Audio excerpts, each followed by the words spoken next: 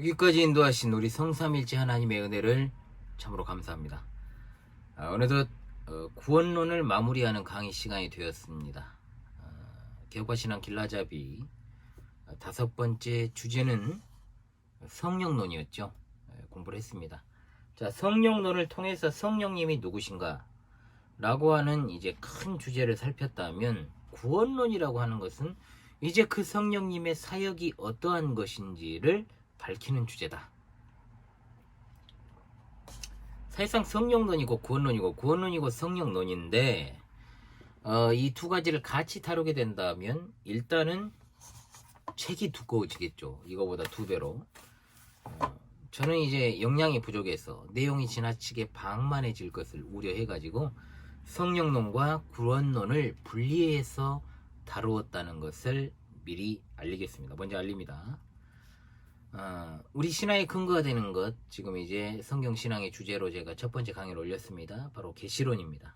그리고 하나님에 관한 신론, 그리고 인간에 관한 인간론, 중보자 예수 그리스도의 인격과 사역에 관한 기독론, 거기에 이어서 이제 예수 그리스도의 속죄 사역을 하나님께서 창세전에 택하신 자들에게 적용하는 과정을 정리하는 것이 바로 구원론이기 때문에, 참으로 구원론은 성령론이고 또 성령의 사역론이라고 부를 수가 있을 것입니다.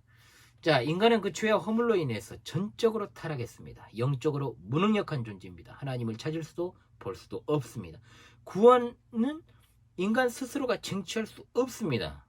없을 뿐더러 인간이 그럼에도 불구하고 인간이 자신의 연약함을 알고 어떤 종교성을 가지고 있고 타고난 종교심 때문에, 종교의 씨앗 때문에 자구책으로 만듭니다. 무엇을요? 구원에 관한 것들을.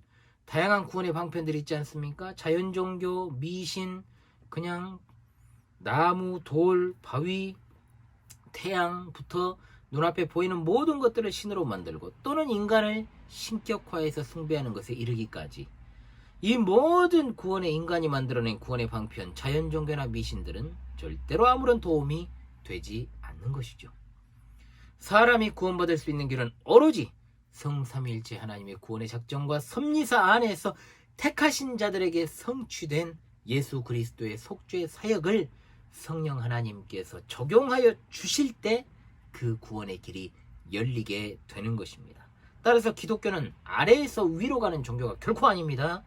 위에서 아래로 내려오는 하나님께서 인간을 직접 찾아오신 종교요, 타율 종교요, 자율 종교가 아니죠.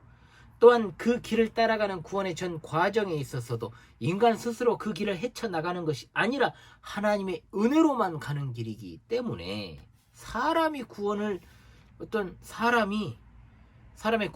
것, 사람이 구원받는다라고 하는 것은 시작부터 끝까지 오로지 하나님의 주권적인 사역임을 잊지 말아야 되는 겁니다. 예나 지금이나 이 하나님의 은혜로만 받는 이 구원 영생의 도리를 공격하는 이들은 끊이지 않습니다. 포기할 줄도 모릅니다. 그 모든 것들은 신본주의가 아닌, 즉 하나님 중심이 아니라 인본주의의 결실들입니다. 현대로 올수록 더욱더 교묘한 옷차림을 하고 있죠. 세련되고 정제된 철학과 언어, 지적 감수성이 예민한 현대인들을 사정없이 자극을 합니다. 그것은 오직 하나님의 은혜로 말미암은 이 구원의 여정에 인간의 숟가락을 갖다가 얹으려는 것입니다. 에덴에서부터 지금까지 시종여일한 대적자 마귀의 계략이고 술책일 뿐이라는 것이죠. 마귀는 그리스도께서 영광 중에 다시 임하실 그날까지도 이 일을 멈추지 않습니다. 그러므로 그리스도교 신앙의 어떤 실질적 성경적 원리들을 그 어느 것 하나 빠뜨릴 수 없는 이유가 여기 있습니다. 인간이 처음부터 완전하게 전적으로 타락한 존재가 아니라면 인간이 스스로를 구원할 가능성이 단 1%라도 남아있게 되는 것인데, 문제는 그 1%가 댐이나 집, 그리고 완전히 그 구원을 무너뜨릴 수 있는 단초가 된다는 데 있다는 거죠. 그러나 성경은 구원이 오로지 전적인 하나님의 은혜로만 말미암는다라고 하는 사실을 말할 뿐이고, 하나님의 은혜로만 이루어진 구원이기 때문에 그 구원도 궁극적으로 확실하게 보장된다라고 말씀하고 있습니다. 컵에 제가 물을 마시고 있습니다. 컵에 담긴 물을 한번 가정해서 설명해 봅시다. 예를 들어서 이것이 독극물 캡슐이라고 칩시다. 그래가지고 이 컵에 담긴 물에 한 방울만 마셔도 죽을 수 있는 정말로 무척 치사량이 엄청난 그 독극물, 이 치명적인 독극물이 한 방울이 들어갔어요. 한 방울이 들어갔고 섞였습니다.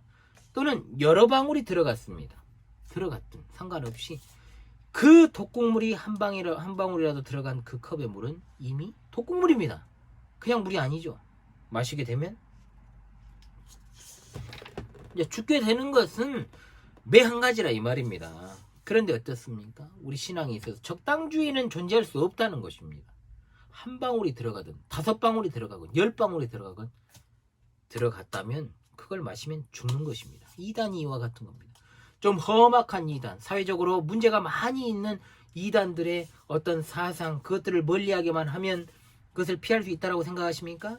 그것들은 여러 방울이 들어가 있으니까 더 심한 독극물이고, 그래도 이 사람은 한 방울만 들어가 있으니까 더 낫다 말할 수 있습니까? 먹어서 죽는 것은 매 한 가지입니다. 적당주의는 없어요. 옳은 것 아니면 그른 것일 뿐입니다. 진리가 아니면 비진리인 것이죠. 참이 아니면 거짓입니다. 하나님을 떠난 인생들의 허무맹랑한 허탄한 말잔치, 말장난에 속지 말고 오직 하나님의 말씀만을 바라보아야 될 것입니다. 하나님의 말씀, 성경입니다. 그리하여 끝까지 붙드시고 우리로 하여금 인내하게 하시는 하나님의 은혜의 손길만을 힘입어서 이 구원의 여정을 기쁨으로 감내하며 모두 은혜의 천성에 이르도록 해야 할 것입니다. 제가 항상 제네바 학당 한 학기 강의를 마무리하며 하는 말이 있습니다. 어거스틴의 말을 참고해서 하는 말입니다. 그래서 이번 구원론의 강의도 마무리하면서 이렇게 말하고 싶습니다. 구원 영생의 도를 따라 오늘도 구원의 여정을 힘차게 내디는 개혁교회 성도들이여, 이 책을 들고 펴서 읽으라. 아멘. 한 학기 동안 진심으로 수고하셨습니다. 이제 평가가 남아 있습니다. 평가와 관련해서 영상을 올리든지 아니면 평가 이후에 올리든지 그것은 따로 공지를 하겠습니다.